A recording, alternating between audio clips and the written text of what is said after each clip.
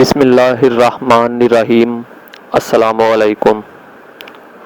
Doctor HVACR की जानिब से आप सबको खुशामदीद।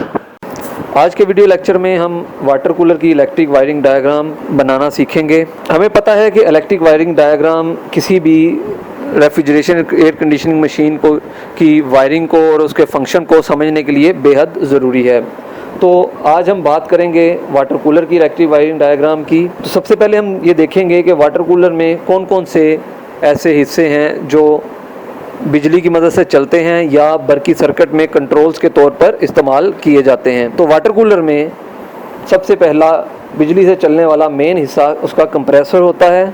उसके बाद उस कंप्रेसर के साथ लगी हुई रिले और कंप्रेसर को स्टार्टिंग टार्क मुहैया करने के लिए रिले के साथ इस्तेमाल होने वाला स्टार्टिंग कैपेसिटर, कंप्रेसर की सेफ्टी के लिए इस्तेमाल होने वाली ओवरलोड, दर्जा हरारत को कंट्रोल करने के लिए इस्तेमाल होने वाला thermostat, condenser fan motor, signal lights. आमतौर पे वाटर कूलर में दो मुख्तलिफ रंगों की सिग्नल लाइट इस्तेमाल की जाती हैं। एक लाइट सुर्ख रंग की होती है जो कूलर में बरकी सप्लाई की मौजूदगी को जाहिर करती है, जबकि दूसरी ऑरेंज कलर की लाइट जो कूलर के फंक्शन को जाहिर करती है। जिस वक्त सुर्ख लाइट रोशन होगी इसका मतलब होगा कि कूलर में बरकी सप्लाई मौजूद है, और जब ऑरेंज कलर की लाइट रोशन होगी इसका मतलब होगा कि कूलर इस वक्त चल रहा है, फंक्शन कर रहा है। तो आइए अब वाटर कूलर में इस्तेमाल होने वाले बरकी हिस्सों के सिंबल बनाते हैं। सबसे पहले कंप्रेसर का सिंबल बनाते हैं, उसके बाद रिले का सिंबल और स्टार्टिंग कैपेसिटर का सिंबल बनाते हैं,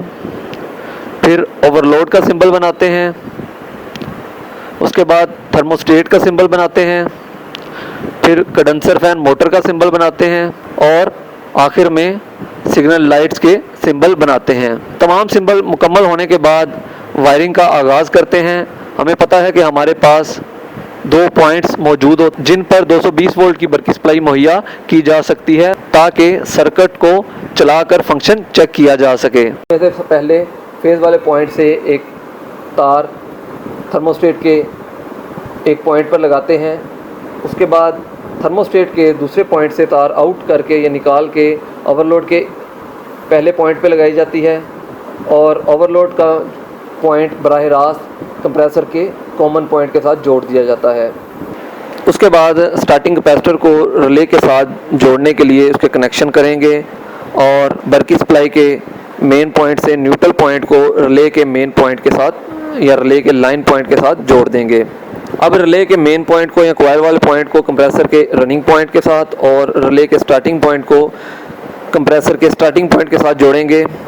कंडेंसर फैन मोटर का एक पॉइंट न्यूट्रल वायर के साथ जोड़ेंगे, जबकि कंडेंसर फैन मोटर के दूसरे पॉइंट को थर्मोस्टेट के आउट पॉइंट के साथ जोड़ देंगे। क्योंकि वाटर कूलर में कंडेंसर फैन मोटर सिर्फ उस हालत में चलेगी जिस वक्त कूलर फंक्शनल होगा, फंक्शन कर रहा होगा। जिस वक्त कूलर थर्मोस्टेट से कट होगा उस वक्त कंडेंसर फैन मोटर भी बंद हो जाएगी। हाँ, अलबत्ता अगर कूलर ओवरलोड से ट्रिप होगा तो कंडेंसर फैन मोटर बंद नहीं होगी बल्कि कंडेंसर फैन मोटर चलती रहेगी और ये कंप्रेसर को और ओवरलोड को ठंडा करने में मुआवन साबित होगी। अब सिग्नल लाइट के कनेक्शन करने का मरहला आएगा। इस मरहले में पहले फंक्शन वाली सिग्नल लाइट के कनेक्शन करेंगे। फंक्शन वाली सिग्नल लाइट का एक पॉइंट न्यूट्रल वायर या न्यूट्रल पॉइंट के साथ जोड़ देंगे, जबकि दूसरे पॉइंट को बराह रास्त थर्मोस्टेट के आउट पॉइंट के साथ जोड़ दिया जाएगा। दूसरी सिग्नल लाइट जो कूलर में पावर की मौजूदगी का पता बताती है उसको बराह रास्त न्यूट्रल और फेज वायर के साथ जोड़ दिया जाएगा ताकि जैसे ही बिजली की सप्लाई ऑन की जाए तो ये फौरी तौर पर रोशन हो जाए ताकि कूलर में बिजली की सप्लाई की मौजूदगी का पता चल सके। इस तरह हमारी कूलर की वायरिंग डायग्राम मुकम्मल हो गई। अब अगर हमने कूलर की इलेक्ट्रिक वायरिंग करनी हो तो इस डायग्राम के मुताबिक तमाम कंपोनेंट्स को जोड़ेंगे और इसी तरतीब से उसकी वायरिंग कर देंगे। वायरिंग मुकम्मल करने के बाद कूलर को चलाकर उसका फंक्शन चेक करेंगे और हम मुशाहिदा करेंगे कि कूलर दुरुस्त हालत में काम कर रहा है। वायरिंग करते वक्त हमें एहतियात करनी चाहिए कि तमाम कनेक्शन मजबूत होने चाहिए और कूलर की वायरिंग करने के बाद उसे चलाने से कबल उसमें पानी भर लेना चाहिए।